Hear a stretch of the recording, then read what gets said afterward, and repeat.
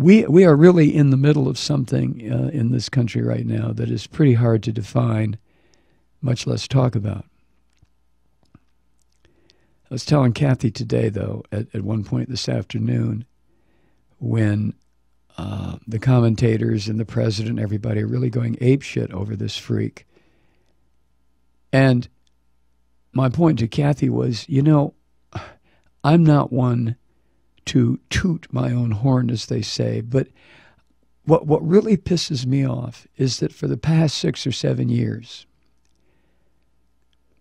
all I've pretty much talked about is the rise of fascism in this country and how eventually someone like this psycho Trump would appear. And I guess longer than that, I've been referring to fascism rising in this country. And I was, the only talk show host that I'm aware of back when I did talk shows who would even use the F word. And it used to amaze me how the talking heads on television would dance around and just refused to use the word fascist, where it concerned Cheney, where it concerned a whole procession of people that slowly but surely wormed their way into the machinery of the U.S. government.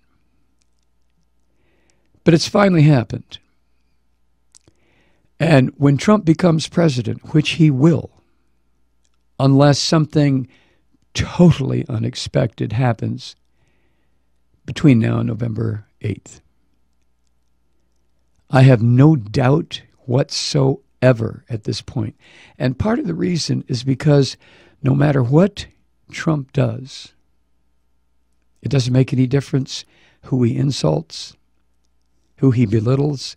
It doesn't make any difference how often he displays his incredible, bottomless ignorance. The people who are supporting him will continue. Like he said early on, he could stand in the middle of Fifth Avenue in New York or Broadway or whatever and fire a gun down the street, and it wouldn't cost him a single vote.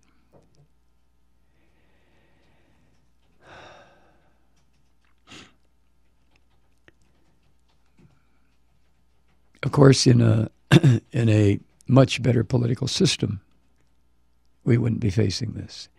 But this has been building for an awful long time, and you know this as well as I do. Both political parties had become utterly unresponsive to what the people in this country have demanded over the past 30, 35 years. Just totally unresponsive. It didn't make a bit of difference how bad things got, how much people were hurting, how many people lost their homes, were foreclosed on, how many young people got out of college owing enormous amounts of money on which they had to pay enormous interest and then be harassed and hassled if they couldn't make the payments.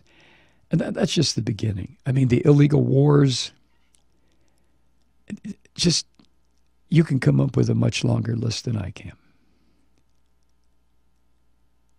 Hence the rise of somebody who had some answers and some solutions, Bernie Sanders, and someone who represented every single fascist that has ever come to power in modern times, and that would be Donald Trump.